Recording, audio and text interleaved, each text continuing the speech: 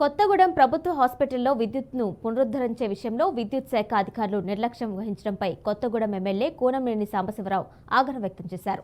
ఆదివారం కురిసిన వర్షం ఈదురుగాలులతో చెట్లు, విద్యుత్ స్తంభాలు విరిగిపోవడంతో విద్యుత్ సరఫరా నిలిచిపోయింది. దీంతో రోగులు ఇబ్బందులు పడుతూ ఉండడంతో సోమవారం రాత్రి హాస్పిటల్ని సందర్శించి పరిస్థితిని సమీక్షించారు.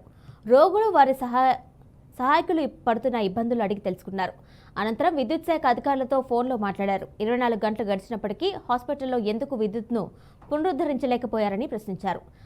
అత్యవసర సేవలు అందించాల్సిన ఆసుపత్రులపై నిర్లక్ష్యం తగదన్నారు. ఉన్నతాధికారుల పర్యవేక్షణ లేదనే స్పష్టమవుతుంది అన్నారు. ప్రాణాపాయం సంభవిస్తే ఎవరు బాధ్యత వహిస్తారని ప్రశ్నించారు. తక్షణమే విద్యుత్ పునరుద్ధరించాలని ఆదేశించారు. విద్యుత్ సమస్య ఏర్పడినప్పుడు ఉన్నతాధికారుల దృష్టికి సమస్యను తీసుకెళ్లడంలో హాస్పిటల్ అధికారుల నిర్లక్ష్యం కనిపిస్తుంది అన్నారు. హాస్పిటల్కి జనరేటర్ సౌకర్యం కోసం ఇతర సౌకర్యాల కల్పనకు కృషి చేస్తానని చెప్పారు.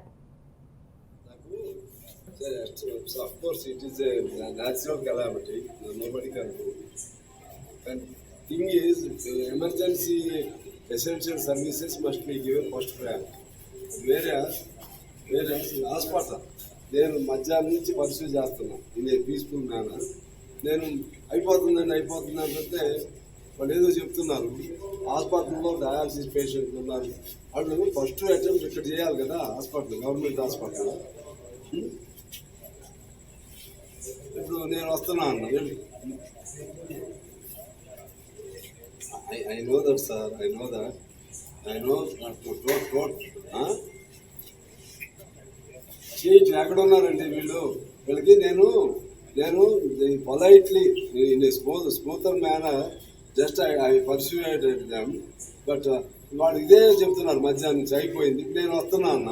ఎటో తప్పించుకుపోయారండి హాస్పిటల్లో లేకుండా. ఇప్పుడు ఏదన్నా జరిగితే మాత్రం ఎస్సీ గారు ఏదన్నా జరిగితే మాత్రం వాళ్ళందరినీ తీసేపిస్తారు. నాకు of course it is a natural calamity.